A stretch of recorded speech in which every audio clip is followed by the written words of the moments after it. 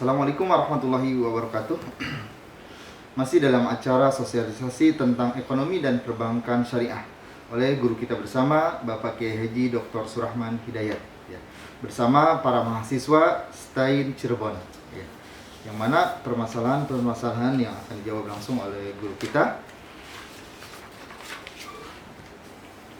Pertanyaan berikutnya datang dari Saudara Ageng Lutfiah ya.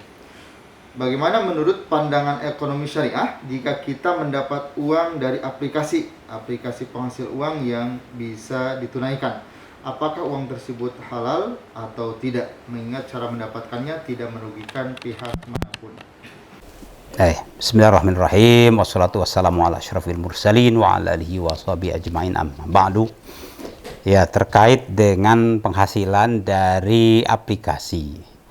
Itu kan kerja juga ya, mengakses satu aplikasi itu kan butuh keterampilan, butuh pengetahuan teknis ya kan.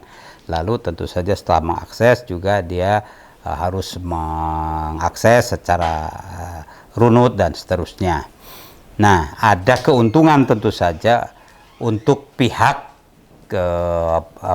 sana, untuk pihak penyelenggara aplikasi berbagi ya dari keuntungan itu di sebagian ya sekian persen untuk ya pengakses aplikasi itu. Berarti ini kan ada muqabil ya, sesuatu penghasilan muqabil amal, dan amalnya tidak ada kemudorotan di situ, berarti kan maslahat ya kan untuk pencerahan dan kemudahan komunikasi, informasi, usaha juga kan. Nah, insya Allah setiap penghasilan bimuqabilin ma'kulin, dengan imbalan yang logis wajar, itu halal insyaallah. Baik, terima kasih atas penjelasannya. Yang berikutnya dari Hanum Liani ya. Apakah ekonomi syariah merupakan salah satu jalan untuk menuju ekonomi yang lebih baik, dan bagaimana cara yang benar dalam mengimplementasikan ekonomi syariah? Apabila ada kecurangan dalam ekonomi syariah, apakah masih disebut ekonomi syariah? Ya, bismillahirrahmanirrahim. Syariah itu kan aturan yang diwahyukan oleh Allah yang langsung, firman-firman Allah dalam Al-Quran, ataupun yang tidak langsung melalui hadis-hadis Rasul Shallallahu Alaihi Wasallam. Kan itu. Lalu dari situ seperti tentang halalnya jual beli dan ribhun ya, profit, keuntungan, lalu ujrotun, fee ya kan. Sedangkan riba itu adalah membungakan uang, itu haram. Itu kan ya tentu tanzilnya, wahyunya seperti itu. Lalu dijelaskan oleh para ulama secara operasional itu dalam fikih ya. Lalu supaya kontekstual sesuai dengan negaranya dan basis sosiologisnya, maka dibuatlah peraturan perundang-undangan. Lalu supaya nyambung dengan lapisan masyarakat, dibuatlah fatwa-fatwa hukum, begitu ya. Sekarang posisinya sudah ya, kita itu perangkat-perangkat itu software istilahnya, perangkat lunaknya sudah lengkap. Saya bilang tadi sudah ada 134 fatwa DSN, Dewan Syariah Nasional MUI, terkait dengan lembaga keuangan syariah dan lembaga bisnis syariah. Detail tentang apa saja ada di situ, ya kan. Nah, tinggal lagi iltizam, yaitu komitmen, kepatuhan. Ya, kepatuhan semua lah. Kepatuhan ya regulator, kepatuhan para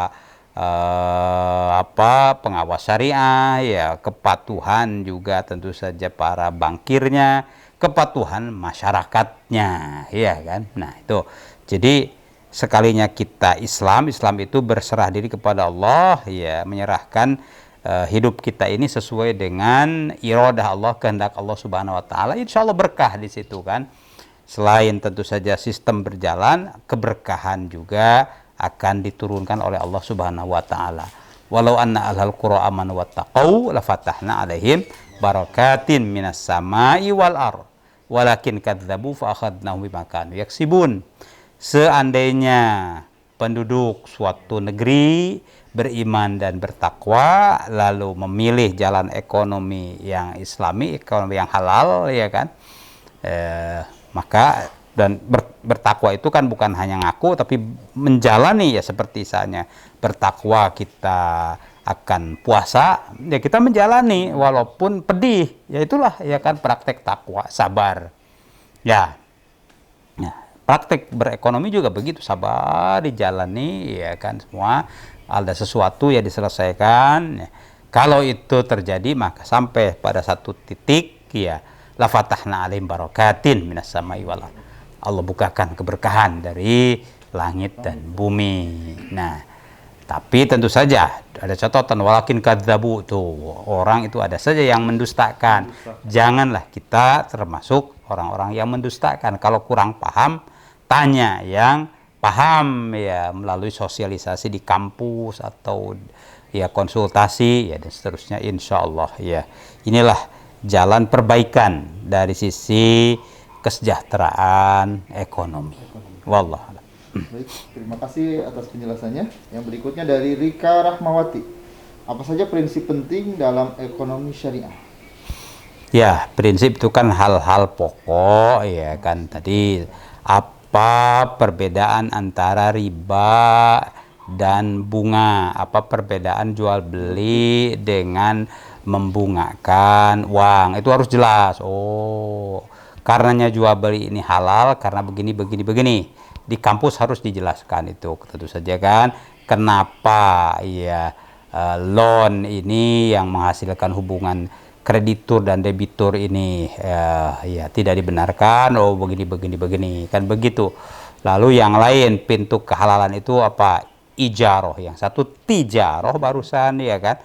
Yang kedua ijaroh ini juga menjual, tapi yang dijual bukan barang, jasa, ya kan, jasa ngajar ya sebagai dosen kan dijual tuh ilmunya dan tentu saja keterampilannya juga, tentu saja konsultan ya pengawas dan lain-lain, ya kan, itu ijaroh.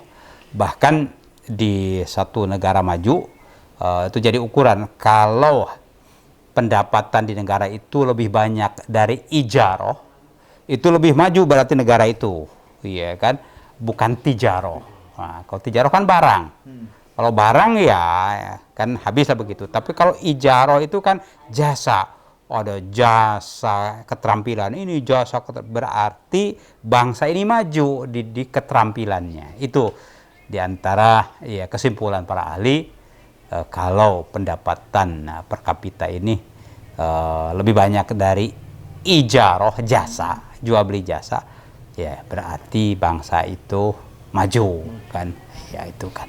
Adik kita misalnya lebih banyak guru dan dosen atau lebih banyak pedagang? Banyak pedagang juga kecil ya kan, berarti belum maju kan begitu. Tapi lebih banyak di dosennya bukan hanya dalam negeri, ada juga yang ngajar di luar negeri, kan maju tuh. Ya, begitu ya. Itu hal yang mendasar. Apa bedanya ya prinsip-prinsipnya tentang tijaroh, ijaroh, lalu bunga dan keuntungan ya. Hal-hal yang mendasar itu perlu dimengerti ya supaya mantap. Oh iya. Jadi ada demarkasi antara halal dan haram. Begitu. Seperti demarkasi ini arak, ini susu. Nah, Rasulullah kan ketika Isra Mi'raj dikasih oleh Jibril, nih haus ya, silahkan, nah minum. Ini 1 gelas susu, ini 1 gelas arak. Iya, nah itu kan fitrah susu itu kan, ini milih ke susu karena itu fitrah halal. Ya, sedangkan arak ini kata memabukkan, Rasulullah meminum susu. Ya kayak begitu ya kan. Nah, begitu juga ya pergaulan, ini bebas, ini halal. Nikah, ini tidak nikah. Kan begitu. Ya prakteknya mirip kan begitu. Kalau ini pakai ijab kabul ya, kalau ini kan tidak, asal saja kan begitu. Ya, itu halal haram itu penting. Kalau kita beragama tentu ada ya aturan halal dan haram. Ya begitu juga soal penghasilan. Ini gaji halal karena saya sudah menunaikannya sesuai dengan kontrak. Kalau ini ya haram karena ada beberapa hari ya tidak saya penuhi, akan begitu halal haram ya. Ya halal insya Allah berkah di dunianya ya, dan ridho Allah di akhirat insya Allah. Haram ya tentu saja tidak berkah, bikin masalah, jadi penyakit ya, dan menunggu tentu saja azab di dalam kubur dan di akhirat nanti, wal iyadzubillah. Baik, terima kasih atas penjelasannya. Yang berikutnya dari Berlian Pertiwi. Perbedaan ekonomi makro dan mikro, terus konsep dan faktornya seperti apa? Ya ini terminologi dalam teori ya, atau pengantar ilmu ekonomi ya, ada mikro dan makro. Kalau mikro itu untuk yang kecil-kecil ya, bagaimana ya mengelola apa namanya perdagangan UKM, usaha